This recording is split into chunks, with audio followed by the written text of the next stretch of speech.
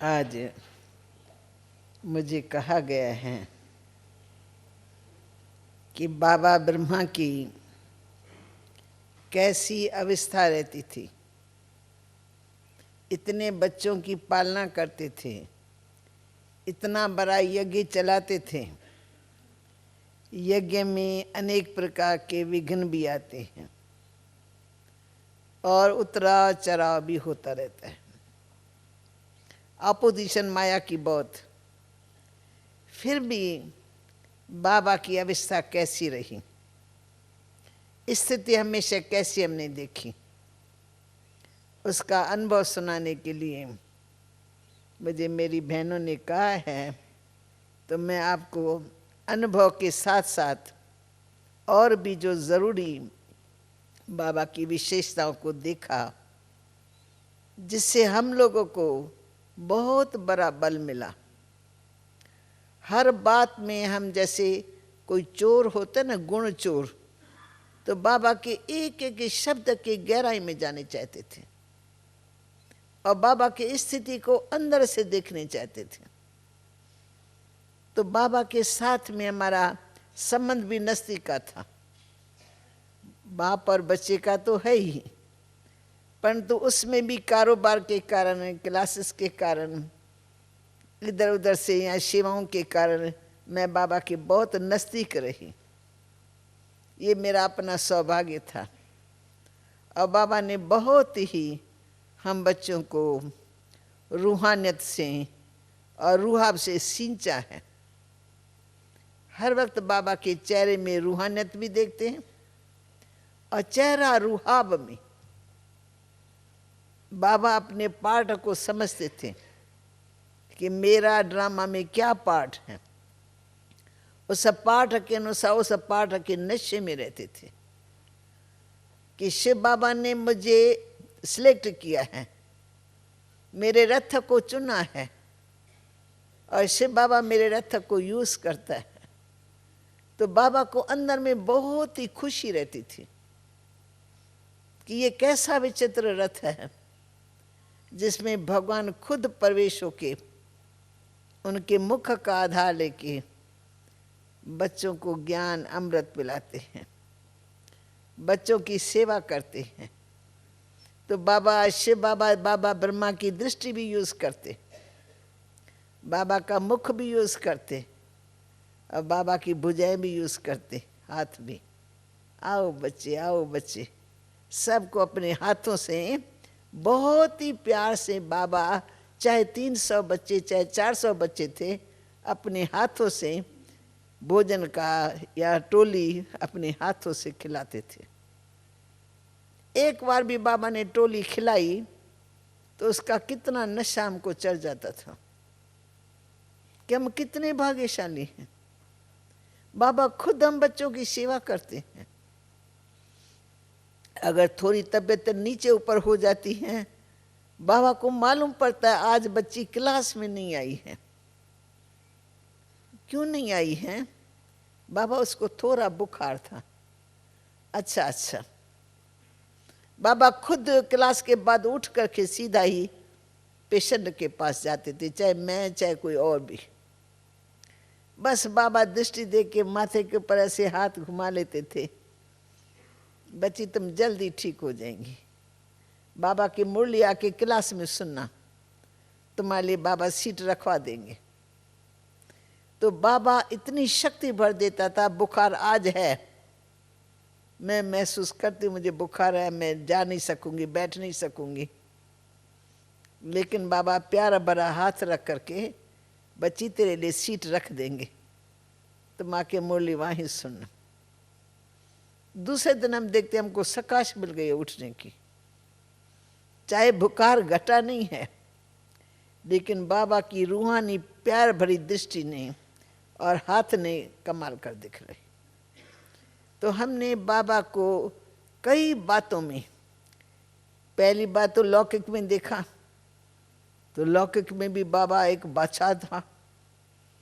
जैसे कि सब कुछ धन होते हुए, धन दान करते हुए बादशाह था, बिल्कुल एकदम बेपरवाह बादशाह। राजाएं भी बाबा को कहते थे कि लखीराज बाबू, भगवान से एक भूल हो गई है। कौन सी भूल हुई है? भगवान ने राजा तो हमको बनाया है, पर दाता तुमको बनाया है। तुम हमारे बच्चों के शादी में कितनी सुंदर गिफ्ट देते हो, ज्वेलरी देते हो, ऐसा तो कोई भी नहीं कर सकता है। तो आपकी दिल बहुत बड़ी है, आप दाता दिल वाले हो। तो राजाओं के मुख से अगर निकले कि दाता दिल के है, ये बाबा के संस्कार थे। क्योंकि आप सब जानते हो कि लक्ष्मी नारायण वाली आत्मा ही चक्कर लगाती लगाती कलयुग के अंत में जब दादा लेखराज के रूप में आती हैं, साधारण रूप में आते हैं, ज्वेलर बन गया, गृहस्थी, बाल बच्चे, अपने भी भाई के बच्चों की सबकी संभाल करते थे।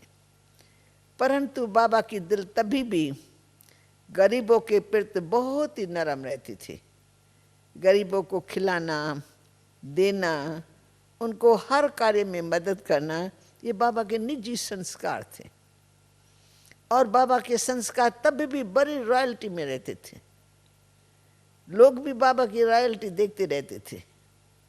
अब बाबा को तो ये मालूम नहीं था तब तक कि मैं शिव बाबा का बन जाऊंगा और शिव बाबा मेरे में प्रवेश करेगा और मेरा भविष्य ये है, मुझे लक्ष्मी नारायण जैसा बनना है।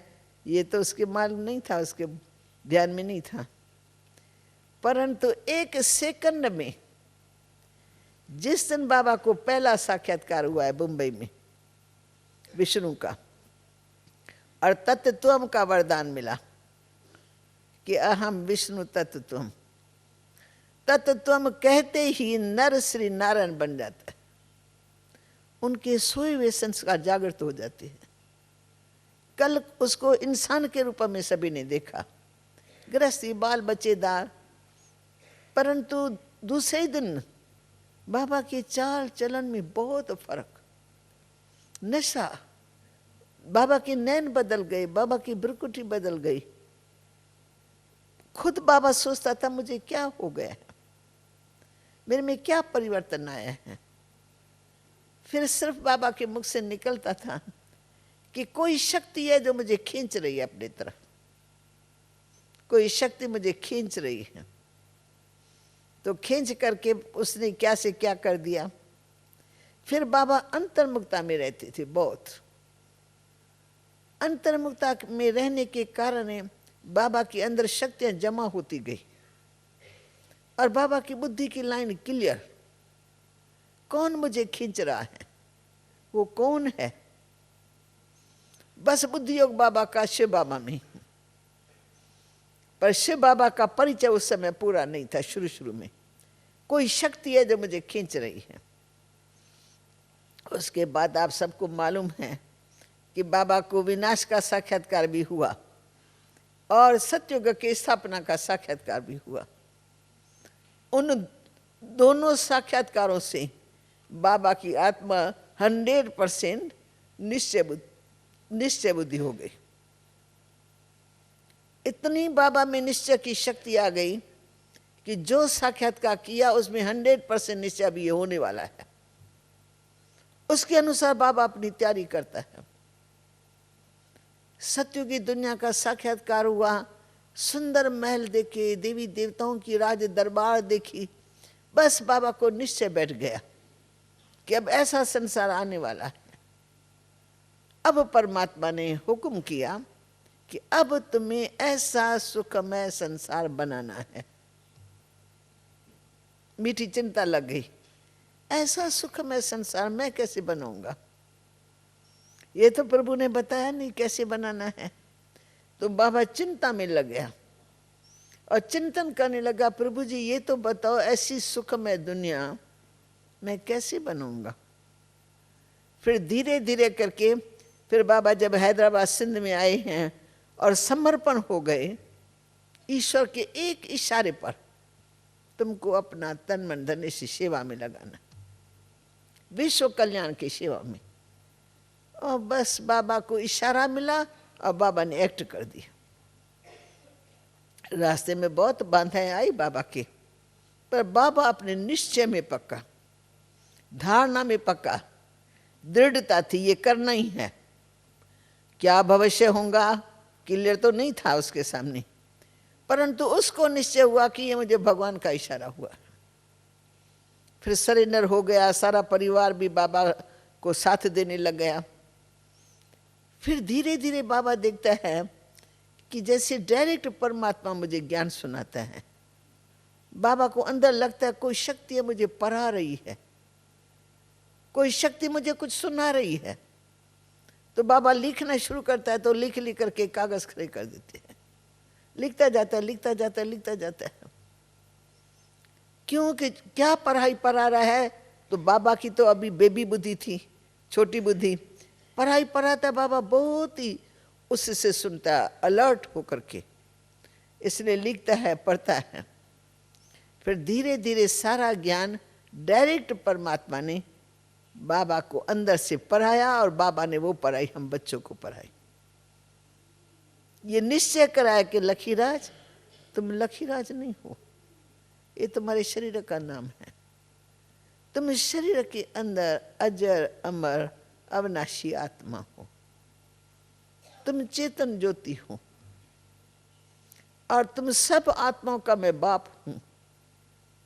मैं परम पिता परमात्मा हूं, मैं निराकार हूं, और तुम आत्मा भी निराकार हो, लेकिन तुम मेरी संतान हो। मैं तुम्हारा बाप हूं, मैं सबकी गति सदगति करने वाला पतित पावन हूं। तो बाबा को रोज परमात्मा अपना परिचय देता रहा है, और बाबा को नशा चढ़ता रहता है। पहले गीता पढ़ते थे, मैं आई हूं उन दिनों में गीता हाथ में थी, जो लौकिक में गीता पुस्तक के रूप में मानी जाती है। वो पढ़ते रहते थे, सुनते रहते थे, और आज वो गीता छूट गई है। बाबा को लगता है, फील हुआ है कि मुझे डायरेक्ट भगवान ये पढ़ाई पढ़ा रहा है कि लखीराज तुम ये शरीर नहीं हो, तुम अजर अमर अविनाशी आत्मा हो। फिर बाबा निश्चय बुद्धि हो गए। निश्चय बुद्धि हो गए, सारे परिवार को बिठाया, एक एक को अलग अलग, उनको रियलाइज कराया।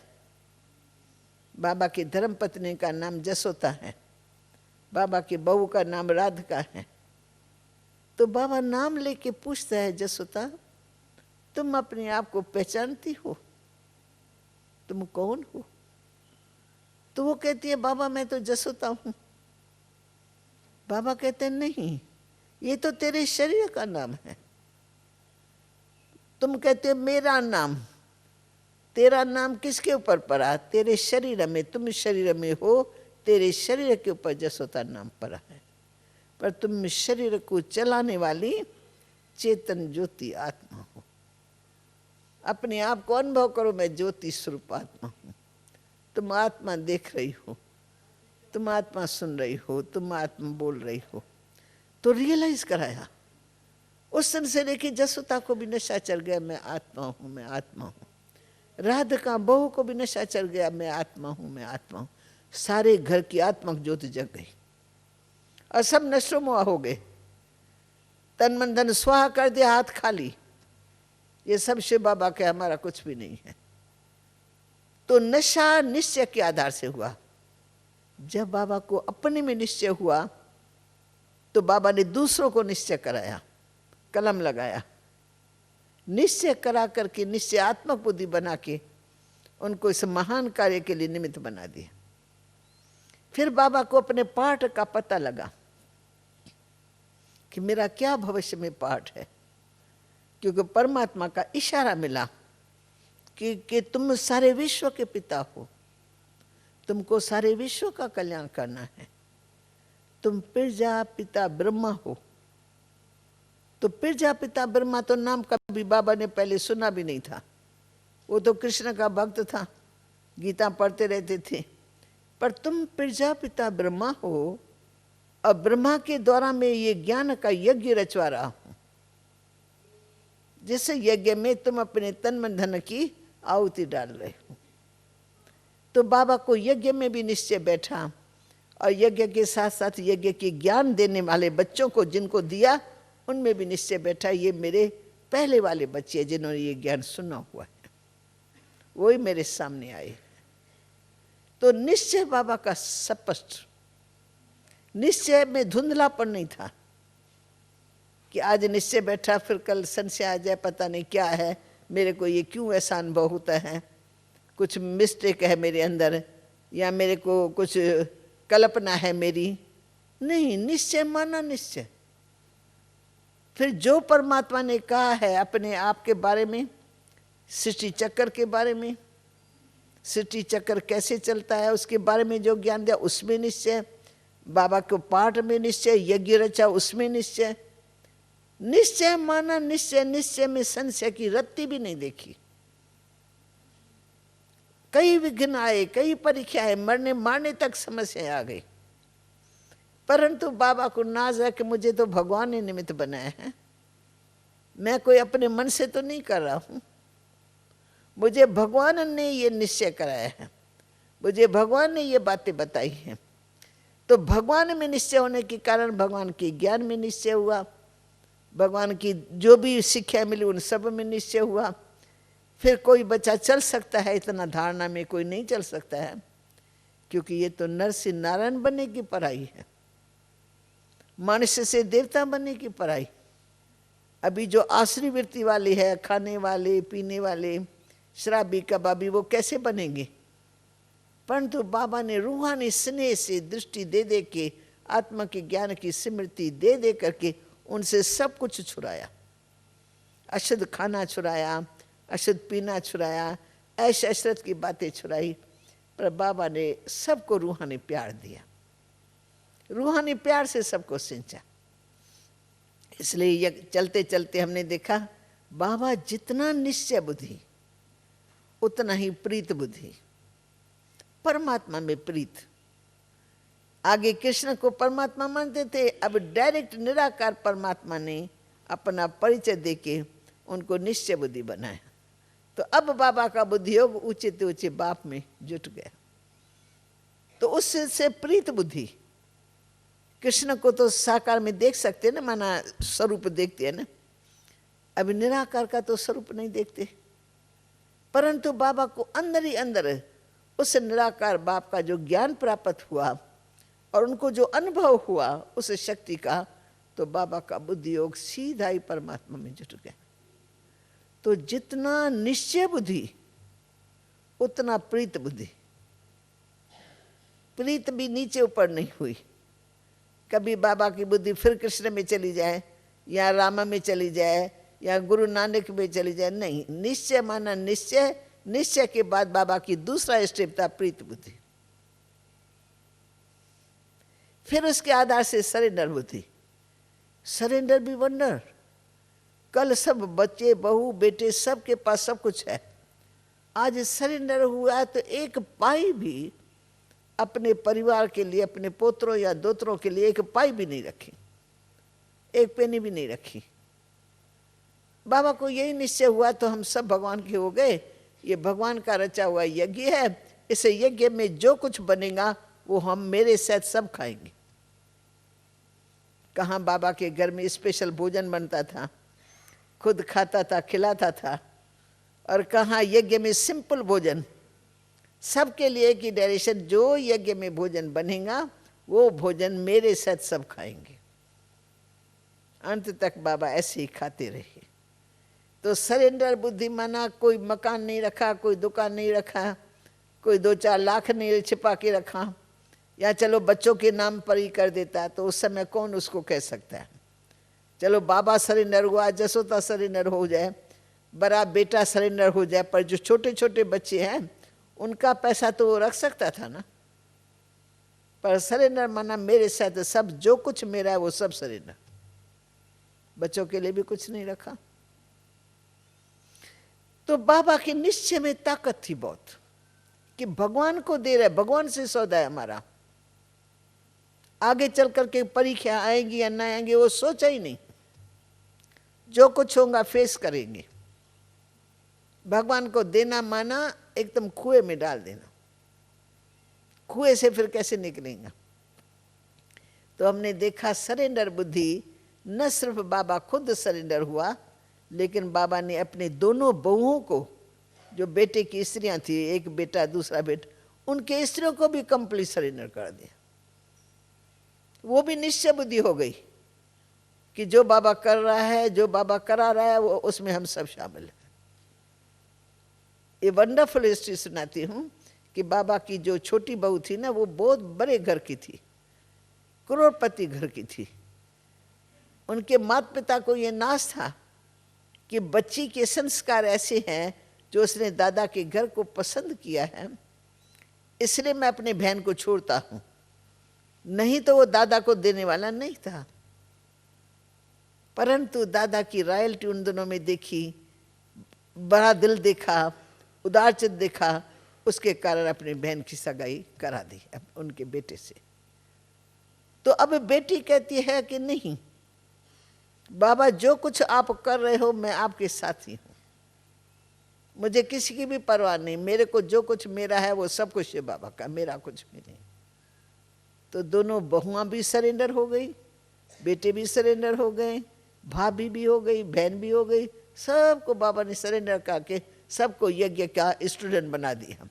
यज्ञ का भोजन सभी खाते हैं, जो यज्ञ में बनता है। भोजन खाने समय भोजन की कोई गिलानी नहीं कर सकता है, ये क्या बना है, मैं ये तो नहीं खाऊंगी, ऐसे शिकल करना, ये भी पाप बनता है। भगवान के यज्ञ का भोजन है ना, प्यार से खाना चाहिए। हम उसकी गिलानी भी नहीं कर सकते हैं और नाक भी ऐसे नहीं मोड़ सकते हैं, और कुछ खाया कुछ फेंक दिया, बोझ चलेगा ना। मनुष्य दान करे और हम दान किया हुआ वो पैसा यूज करे तो फिर उसको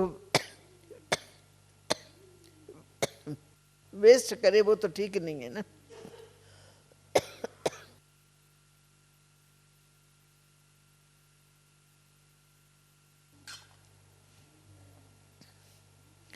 तो ये तीन मुख्य विशेषताएं बाबा की देखी, जिसमें इतनी पावर थी कि क्या भी हो जाए, कुछ भी हो जाए, सारी दुनिया एक तरफ हो जाए, लेकिन बाबा के निश्चय को कोई हिला नहीं सकता, बाबा के प्रीत को कोई तोड़ नहीं सकता। और सरेंडर होने के बाद ये ख्याल नहीं आया कि ये मैंने तो भूल कर दी, अपना तो स्वाह कर दिया, पर मैंने छोटे छोटे बच्चों का भी स्वाह कर दिया। छोटे बच्चे चल सकते नहीं चल सकते, मैं कुछ रख लेता था, ऐसे ख्यालात तो आ सकते हैं ना, ऐसी परिस्थितियां आई है, पर बाबा को ये ख्याल नहीं आया। बाबा ने, मैंने तो भगवान को दे दिया, भगवान के बच्चे बन गए, छोटे थे भगवान के बच्चे बन गए, अभी भगवान ही सबको खिलाने वाला, सब कुछ इनका ठीक हो जाएगा।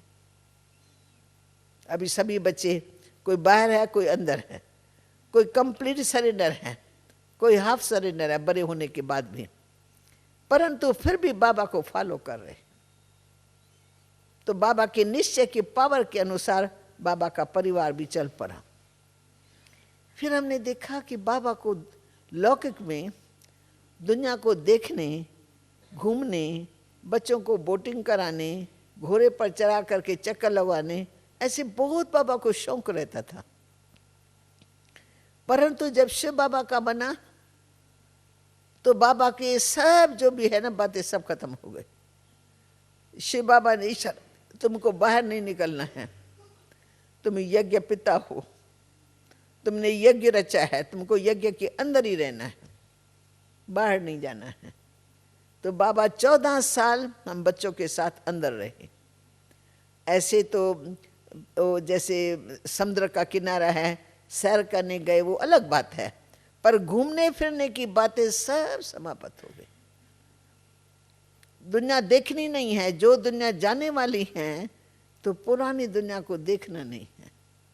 उद्योग बाबा का बिल्कुल कट हो गया, नई दुनिया आने वाली, वो नई दुनिया बाबा की बुद्धि में सारा घूमती थी।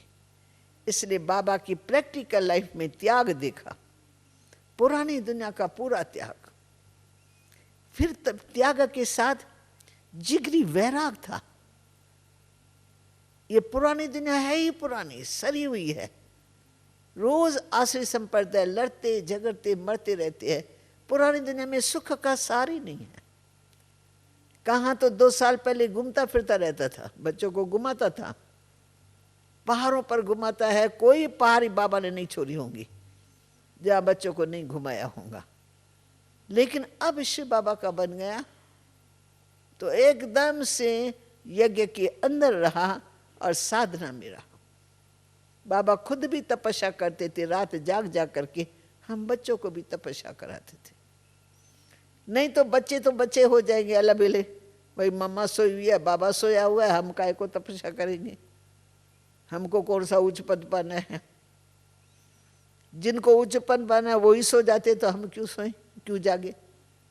परंतु प्रैक्टिकल में मम्मा भी जागती है तो बाबा भी जागता है। तब बाबा के साथ में हम सब बच्चे जाग करके योग करते थे। फिर बाबा योग युक्त अवस्था में सैर कराता है, बाबा खुद भी करता है, हम बच्चे भी सैर करते, साइलेंस साइलेंस। फिर खड़े होकर के फिर सभी बच्चों को दृष्टि देता है, सबको सकाश देता रहता है। जो जहां खड़ी है वह वहीं खड़ी है। 1 घंटा भी बीत जाएगा, बाबा खड़ा है तो जैसे सर्च लाइट की लाइट हम सबको मिल रही है। तो त्याग भी, फिर तपस्या भी बहुत गहरी।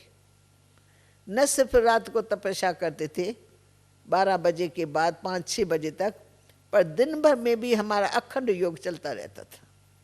यज्ञ की सेवा भी करते थे, पर टर्न बाय टर्न 50 का ग्रुप योग में बैठा ही रहता था। एक ग्रुप उठता है 50 का, फिर 50 का दूसरा ग्रुप।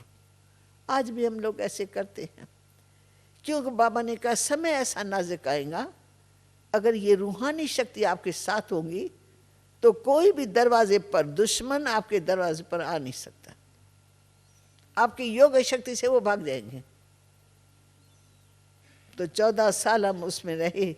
पाकिस्तान भी बीच में हुआ है, लेकिन पाकिस्तान के भाइयों ने कभी भी हमारे दरवाजे पर आकर के कोई शोरगुल नहीं किया, कभी कोई ऐसा काम नहीं किया जो हमारे ज्ञान के विरुद्ध हो, जिससे हमको महसूस हो तो हमारे में तो कोई शक्ति नहीं है। तो जैसे कि उस समय भी बाबा की रक्षा का सहारा हमको महसूस होता है कि हम सब कुमारियां भगवान के छत्र छाया के नीचे हैं। पाकिस्तान में क्या भी हो रहा है, लड़ाई झगड़े, बाहर कुछ भी हो रहा है, लेकिन हम भगवान के छत्र छाया के नीचे बैठे हुए। तो तपस्या और साधना और जिगरी वैराग, पुरानी दुनिया को देखा नहीं। 14 साल तो दुनिया बदल गई, पर हम लोग लौकिक दुनिया में ही नहीं गए। छोरा मना छोरा। फिर हमारे को आकर्षण नहीं आती थी, अभी ये देखने जाए, अभी ये देखने जाए, अभी ये देखने जाए, कभी नहीं। हाँ, जब फिर सेवा के लिए बाबा ने भेजा है तो हमको बाबा ने छुट्टी दी कि बच्चे अब दिल्ली में जाते हो तो दिल्ली में बिरला मंदिर है, बहुत बढ़िया बनाया है, वहाँ बहुत अच्छी सेवा कर सकते हो। वहाँ जमुना का कंठ है, वहाँ जाके सेवा कर सकते। तब ऐसे ऐसे सेवा स्थान सेवा के निमित्त गए तो हमने देखा, नहीं तो देखा ही नहीं कुछ। दिल्ली में क्या भी है लेकिन हमने नहीं देखा, और न दिल में आश रही कि हम कोई ऐसी चीज़ देखें। तो ये तो बाबा की प्रैक्टिकल लाइफ का हमारे ऊपर बहुत गहरा प्रभाव था। बाबा प्रैक्टिकल में बदल गए हैं। कोई इच्छा नहीं, कोई तमन्ना नहीं, कोई याद नहीं कोई रिश्तेदार की। बाबा के तो कई रिश्तेदार थे जो उस समय एंटी भी हो गए थे, लेकिन बाबा कहते पत्रों के द्वारा सेवा करते रहो, उनको जगाते रहो, टाइम आएगा जागेंगे। जैसे बाबा का भतीजा समझो, अभी मैंने सुना फलाने सेंटर पर मुंबई में या दिल्ली के सेंटर में रोज आता है, उनके और बच्चियां भी आती है, सब कहती है हमारा काका था बाबा। तो समय आया है सबके बदलने का। पहले वो नहीं बदलते थे, पहले उनको लगा पता नहीं बाबा को क्या हो गया, पता नहीं अच्छा बाबा था, पता नहीं बाबा को क्या हो गया, क्या हो गया, भगवान ने कुछ कर दिया, उसने उसको अपना बना दिया, उसने उनको चेंज कर दिया। तो त्याग, वैराग, जिगरी, तपस्या और फिर बाबा में सहनशीलता की शक्ति नंबर 1 देखी। भोजन कितना भी कम खाएंगे, टाइम पर नहीं मिलता है, कई कारण भी हो जाते हैं, लेकिन बाबा में सहनशीलता का विशेष गुण। दुनिया वाले गाली देते हैं, लौकिक में बाबा ने कभी गाली खाई नहीं, सुनी नहीं अपने नाम पर।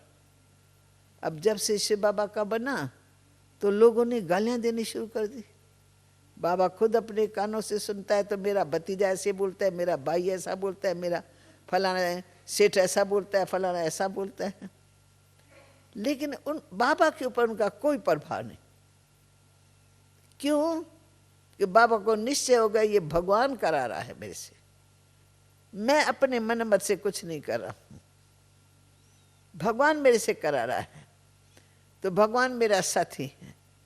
और आज जो गाली देते हैं वो गिन गिन करके फूल चढ़ाएंगे। ये उस समय के वर्षन से है। बच्चे जो गाली देते हैं ना, आगे चल करके ये गिन गिन करके तुम्हारे ऊपर फूल चढ़ाएंगे। और आज मैं आप सभी हमारे विदेशी भाई बहनें हैं, मैं आपको आज के तारीखों में जो कुछ हो रहा है वो मैं सुनाती हूँ। कि यहाँ हरिद्वार में, ऋषिकेश में, वृंदावन में जितने भी बड़े बड़े संत महात्मा महा मंडलेश्वर हैं, वो पहले हम लोगों को गालियां देते थे।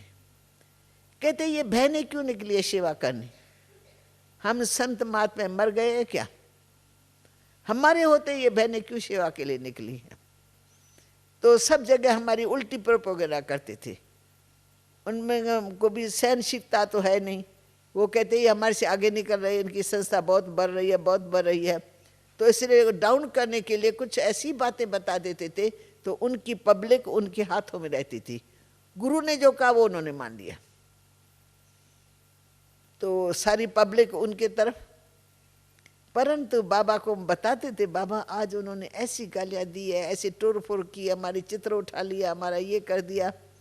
बाबा मुस्कुरा करके कहता है, बच्ची एक दिन आएगा ये साधु संत महात्मा सब तुम्हारे चरणों में झुक जाएंगे। और आज ज्ञान को नहीं मानते, एक दिन आएगा सब तुम्हारे ज्ञान को मानेंगे। अब ये बात तो बहुत दूर नजर आती थी, मानना तो दूर था। गालियां ही गालियां खाते रहते, जब भी मिलते थे तो वो गालियां देते थे। और आज जब बाबा अव्यक्त हुआ है उसके बाद की बात मैं सुनाती हूँ। बाबा अव्यक्त हुआ, सूक्ष्म वतनवासी हुआ, उसके बाद बाबा साकार में दिखा रहा है कि कैसे ये बड़े बड़े साधु संत महात्मा सब दादियों के चरणों में झुक गए, चरणों में झुक गए हैं और बहुत महिमा करते हैं। दादी जानकी की, दादी माँ की, चंद्रमय दादी की, सबकी जिगरी महिमा करते कि इन देवियों ने इतना काम किया है। हम तो अपना मंदिर बना के बैठे हुए हैं, चेले चाटी बनाते रहती है, परंतु इन बहनों ने सेवा की है, इन सबको ट्रांसफर किया है, इन सबको ज्ञान योग सिखाया है। तो उनको बहुत ही अच्छा लगा है। या 3 बार कॉन्फ्रेंस की है उन्होंने ही कहने पर, 1 बार 2 बार 3 बार, 3 बार में तो एकदम झुक गए। और वो जगह जगह जहाँ जहाँ जाते वहाँ बाबा के ज्ञान की, बाबा ब्रह्मा की और दादियों की महिमा करते हैं। नहीं तो बाबा के लिए मुख से ये नाम नहीं निकलता था, बाबा ब्रह्मा, दादा लेखराज, इनका दादा लेखराज ऐसे बोलते थे। अभी दादा लेखराज नहीं बोलते, अब बाबा ब्रह्मा बोलते और दादियों की महिमा करते हैं कि इन्होंने शक्तियों ने अपने जीवन को बहुत श्रेष्ठ बनाया, इन्होंने समाज का उद्धार किया है। तो ये समय परिवर्तन का आया, वो हम देख रहे हैं। तो सहनशीलता का फल मीठा है। गालियां खाए लोग अलग गले लगाते हैं, प्यार देते हैं, रिगार्ड रखते हैं, बुलाते हैं, झुकाते हैं। तो ये तो बाबा के ज्ञान की कमाल को हम देख रहे हैं कि उस समय तो बाबा ने गालियां खूब खाई और खा खा करके अव्यक्त हो गया। लेकिन ये सारा दर्शन बाबा का सब कुछ देखा हुआ था। त्रिकालदर्शी के स्टेज पर बाबा रहता था ना, ये सब भविष्य सब बाबा ने स्पष्ट कर दिया। आगे चल के ऐसा होगा, आगे चल के ऐसा होगा, आगे चल के ऐसा होगा। और हम देख रहे हैं बरोबर परिवर्तन की वेला आ गई है, लोग झुक गए हैं। और बाबा बता देते हैं कि आगे चल कर के सबको, सारे विश्व को तो संदेश पहुंच रही है ना। तो ये बाबा की सहनशीलता और बाबा का जो दिल है, कोई का भी अवगुण चित्त पर नहीं रखना है, अपकारियों का उपकार करना है। तो जिन्होंने गाली दी ना, बाबा कहते हैं उनकी भी सेवा करो। बच्चे उनको पत्र लिख करके भेजो, भाई जो गाली दे रहे हैं उनको फिर हम पत्र लिखे? बाबा कहते हैं हाँ पत्र लिखेंगे, तब ये जो है ना जिन्होंने डिसर्विस किया ना वो तुम्हारी सेवा करे। तो एक बार दादी निर्मल शांता ने कलकत्ते में प्रदर्शनी लगाई थी, तो एक गुरु ने, बहुत ही जगत गुरु था, उसने बहुत ही उल्टी हवा फैला दी, तो उनके सारे चेले दादी के उसमें प्रदर्शनी के हाल में घुसे और सब ने जाकर के तोड़ फोड़ करना शुरू कर दिया। और सब ब्रह्मा कुमारी को हमारे निर्मल शांता ने अंदर से बुला करके वो बाहर खड़ी हो गई सामने। वो तोड़ फोड़ कर रहे हैं, गालियां दे रहे हैं, कुछ कुछ कर रहे हैं, पर दादी और दादी की सेना सब अपने शांत स्वरूप स्थिति में खड़े थे। ये बातें धीरे धीरे उनके सब चेलों के अंदर घुस गई कि ऐसी पवित्र देवियां गालियां मिल रही हैं, लोग उनका नुकसान कर रहे हैं और ये इतना शांति में खड़ी है, इन्हों में कोई शक्ति है, इन्हों में कोई शक्ति है। फिर वो दादी के पास आए माफी मांगने। फिर उस समय एक अखबार वाला था, उस अखबार ने, नाम तो विश्वामित्र अखबार का नाम था, अच्छा था, और पर काम ऐसा किया हमारे खिलाफ अखबार में बहुत कुछ डाल दिया। तो उसके अखबार को सुनकर के लोग और हमारे पास आने लगे, ये किन्हों की अखबार निकली है, वो कौन है ब्रह्मा कुमारियाँ, हम उनको देखने चाहते हैं। तो जब वो अंदर आते हैं और हमारा आश्रम देखते हैं, हमारा व्यवहार देखते हैं, हम लोगों की दृष्टि देखते हैं, तो वो एकदम पिघल जाते हैं। तो ऐसे कई बदल गए। फिर निर्मल शांता को बाबा ने पत्र लिख करके भेजा, बच्ची उसको तुम पत्र लिखो कि तुम्हारा नाम बिल्कुल अच्छा है, विश्वामित्र, तुम बरोबर विश्व के मित्र निकले। तुमने अखबार में क्या भी डाला, लेकिन तुम्हारे अखबार के द्वारा बहुतों की सेवा हो गई, नहीं तो किसी को पता ही नहीं है कलकत्ते में ब्रह्मा कुमारियां हैं। तो आपकी अखबार ने बहुत अच्छी सेवा की, आप हमारे परम मित्र हो। कभी टाइम मिले तो आप मौका लेकर के माउंट आबू में आ जाना। उसने जब ये पढ़ा तो वंडर खाने लगा कि मैंने इतनी गिलानी की है और ये बहन इतना प्यार से पत्र लिख रही है। फिर उनका दिल पिघल गया। फिर वो समीप आया। फिर बाबा अव्यक्त हो चुका था। 18 जनवरी के मौके पर फिर वो आया है कलकत्ता में, फिर आके निर्मल शांता से मिला है।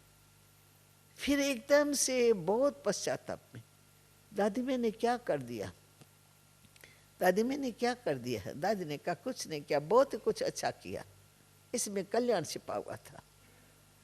तो बाबा अपकारियों का उपकार करने के लिए पुरुषार्थ कराते थे। कोई अपकार करे तुमको उपकार करना है, उनसे वैर भावना नहीं रखनी है, घृणा दृष्टि नहीं रखनी है। तुम समझो इसमें सेवा समाई हुई है, तो चाहे वो विपरीत बुद्धि होके कोई काम करे, लेकिन तुमको प्रीत बुद्धि होके बाबा का पैगाम देते रहना, देते रहना है।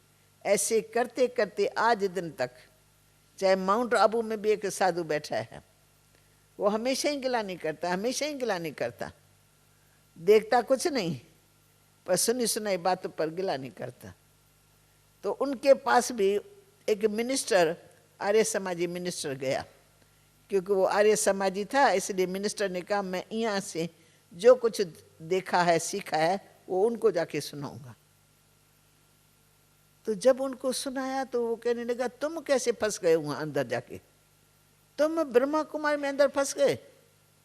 उसने कहा मैं फंसा हुआ नहीं हूं, मैं बेसमझ नहीं हूं, मैंने एक एक बात इनकी देखी है, दिन में क्या होता है, रात में क्या होता है, कौन क्या करती है, कौन क्या कर, सब मैंने देखा। तो मैं कैसे समझूं, आप जो बाहर बातें करते हो वो तो वहां है ही नहीं। मैं अपने आंखों से देख करके बताता हूं कि तुम ये गलत काम कर रहे हो, तुम गिलानी करते हो, ये गलत कर रहे हो। अभी शांत हो गई है, अभी 5, 6, 7 साल से अभी शांत हो गया, अभी वो बोलता नहीं है, क्योंकि उनके मिनिस्टर ने उनको दबाया कि आर्य समाजी क्या करती है मुझे पता नहीं है क्या। आप तो ऐसी गिलानी करते हो जैसे कि आप बिल्कुल दूध के धुले हुए हो। तो कोई न कोई ऐसी आत्मा निकल आती है जो दूसरों को समझा करके फिर बाबा के नजदीक ले आती है। परंतु फिर भी बाबा ने इतना साल हम लोगों को रखा कि पड़ोस में रहता है हमारे आर्य समाजी, परंतु हमको मुख से कुछ नहीं बोलना है। चाहे हमारे पर्चा फाड़ देता है, हमारा लिटरेचर फाड़ देता है, सामने सामने गिलानी करता है, लेकिन हम उसकी मुख से गिलानी करने वाले की हम गिलानी नहीं करते। तो ये बाबा की मेन धारणाएं जिससे हम आगे बढ़े हैं। लोग गाली देते हैं और हम ये फील करते हैं अभी वो गले लगाने की स्टेज पर पहुंच गए हैं, अभी वो महिमा के गीत गाते रहते हैं। तभी तो ये संस्था आगे बढ़ रही है ना। लोग कहते हैं क्या कारण है, इनकी संस्था क्यों बढ़ रही है, क्या कारण है? कारण है कि सेवा भाव है, निष्कामता है। बाबा ने निष्कामता का भोजन हम बच्चों को खिलाया। 14 साल बाबा ने अपने धन से हमारी पालना की, लेकिन कभी बाबा ने स्वार्थ नहीं रखा कि आज तो मैं इनको खिलाता हूं, कल इनको कमाई करके भी मुझे खिलाना पड़ेगा। कभी नहीं, सदा अच्छी तरह से खिलाया, अच्छी तरह से हमारी पालना की। परंतु बाबा के आगे भविष्य स्पष्टता, जब ये बच्चे सेवा करने जाएंगी तो अनेकों का कल्याण करेंगे, अनेक आत्माएं जागेंगी। जिन्होंने ज्ञान नहीं सुना वो सुनने के लिए आएंगे, जो शत्रुता भाव में है वो मित्रता भाव में आएंगे। वो हमने देखा। अभी हमको शत्रुता कम दिखाई पड़ती है, बहुत कोई कभी कभी कोई होगा। साधु संत सब सुधर गए, आर्य समाजी शांत हो गए, सनातन धर्म वाले शांत हो गए।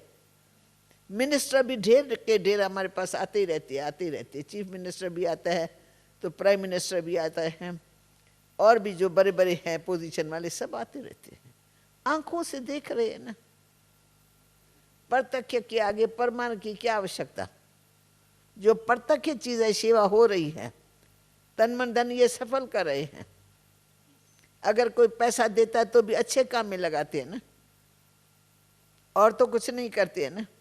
खाना तो सभी खाएंगे, हम भी खाएंगे, तुम भी खाएंगे, परंतु जो पैसा लगा वो किस काम में लगा, कौन बैठे है, क्या कर रहे हैं?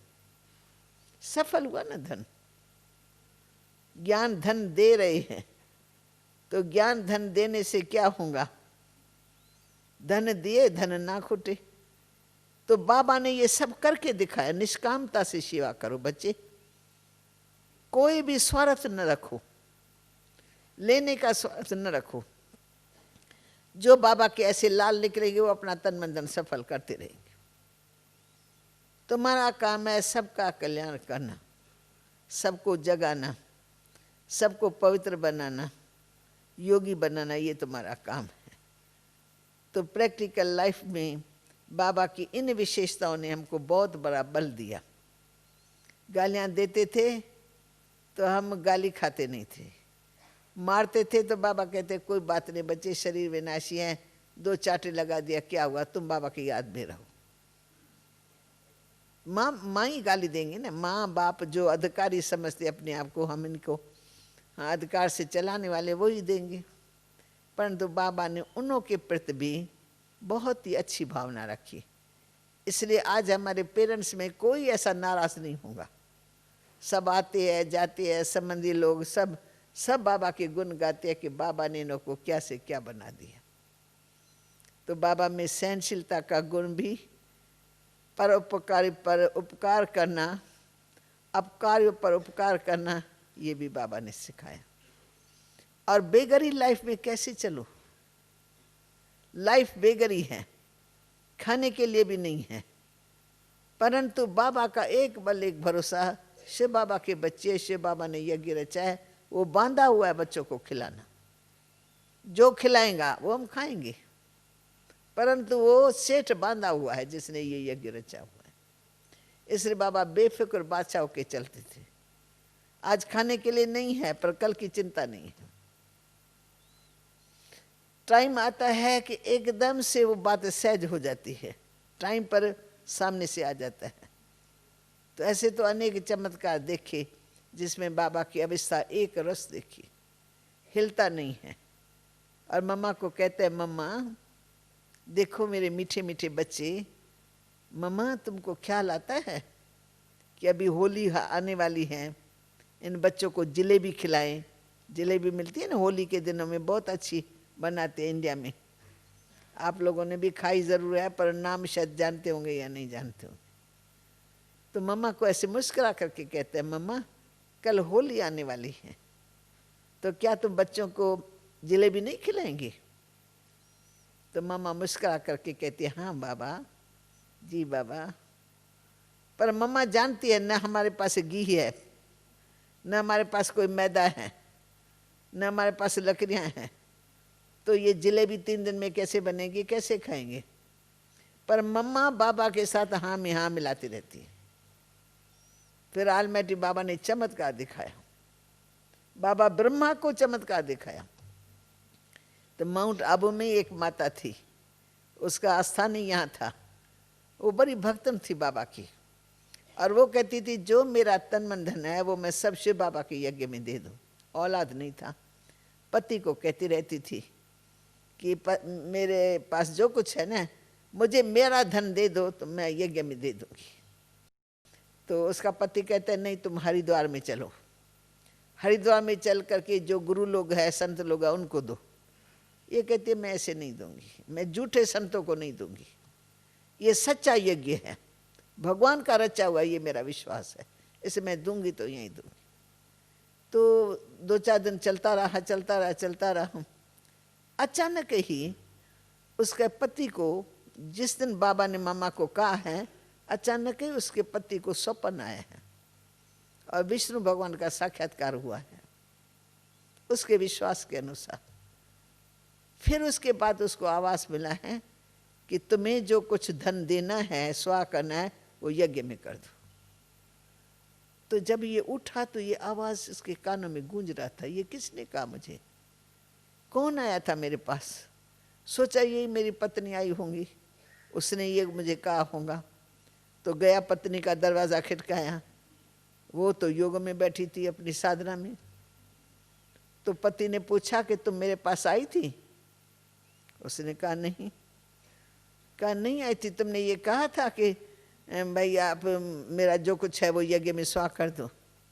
कहा आज तो मैं नहीं आई थी, 4-5 दिन पहले मैंने आपको कहा था, आपने नहीं माना, मैंने छोड़ दिया। बस फिर उसको कमरे में गया, फिर उसको जो आवाज़ था वो गूंज रहा था और विष्णु का साक्षात्कार बार बार उसके सामने आया। फिर उसको लगा ये ईश्वरी प्रेरणा है, ये मैं गलती न कर बैठूं। फिर वाइफ को दिया गठरी कि तुम जाओ, जा कर के देख के आओ। अब होली का दिन आने वाला है, कल या परसों में। तो वो माता दौड़ती दौड़ती, हम सैर पर जा रहे थे, बाबा के साथ सैर करने जा रहे थे, तो वो माता दौड़ती दौड़ती आई। कहा बाबा मम्मा में 2 मिनट मेरा काम है। फिर मम्मा से जाकर के बात की कि मम्मा आज कैसे भगवान ने ये चमत्कार दिखाया, मेरे अंदर की आश भगवान ने आज पूरी की। ये मेरे को मेरा पैसा मिला है, तो मैं कहती हूँ कि ये मैं आज आपको देती हूँ, आप यज्ञ के बच्चों को कुछ ऐसी चीज़ बना करके खिलाओ। तो मम्मा ने बाबा से बात की। बाबा ने मुस्कुराया, कहा मम्मा देखो, बाबा मेरी सुनता है ना, मैं बाबा का लाडला बच्चा हूँ ना, तो मैं भी अधिकार से बाबा को कहता हूँ, तो नहीं तुम बच्चों को खिला नहीं होगा। तो देखो मम्मा कैसे बाबा ने प्रबंध किया है। फिर बरोबर आटा आया, मैदा आया, सब कुछ आया, फिर वो जलेबी बनी और बाबा ने कहा अच्छी तरह से सबको खिलाओ, पेट भर करके, क्योंकि ये सूखे वतन से जलेबी आई है। समझा? सूखे वतन से बाबा ने टच करके भेजा है। तो माना ऐसा बाबा का निश्चय पक्का। समस्या सामने खड़ी है लेकिन बाबा चला डोल है। बाबा की स्थिति एक रस है, बाबा किसमें घबराते नहीं। आप खुद सोचो, आपको 3 या 4 बच्चे हो और खिलाने के लिए कुछ भी ना हो, आज भी नहीं तो कल भी नहीं तो परसों भी नहीं, तो आप सोचेंगे ना अब क्या करूं, तो क्यों ना मैं इन 4 बच्चों से तो डूब जाऊं, न मैं रहूं न मैं बच्चों की चिंता उठा सकूं। तो बहुत लोग ऐसे करते हैं, संतान है पर धन नहीं है खिलाने के लिए, तो वो क्या करती है, रस्सी बांध करके 3-4 को गंगा में डुबकी मार देती है, यक्की सब चले जाते हैं। बाहर लिख के जाती है, भोजन न होने के कारण, अन्न न होने के कारण हम आज चारों ही अपना आपघात कर रहे हैं। परंतु बाबा के पास इतने बच्चे, आज खाने के लिए अकल है ही नहीं। बाबा कहेंगे ठहरो, बोली जाती थी ना बाबा से पूछने बच्ची, बाबा प्रबंध करेंगे 12 बजे आना। हम कहते 12 बजे पता नहीं क्या होगा। 12 बजे पोस्ट आती थी, पोस्ट में कोई ना कोई मनी ऑर्डर आ जाता था, चाहे 300 का, चाहे 400 का, चाहे 500 का ड्राफ्ट आ जाता था। फिर ताज़ा ताज़ा वो ले जाने के लिए जाता था और ताज़ा अनाज लेके आता था।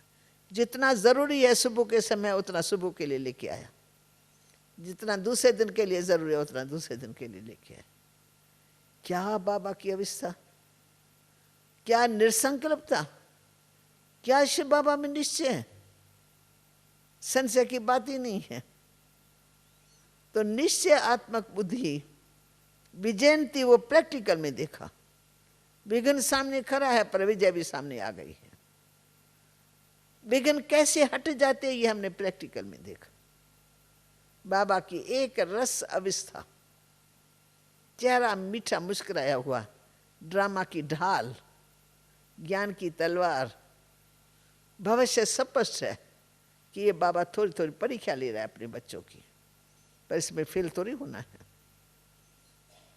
तो परीक्षा में पास भी हो गए, विघ्न टल भी गए और बाबा ने अपने बच्चों को खिला भी दिया।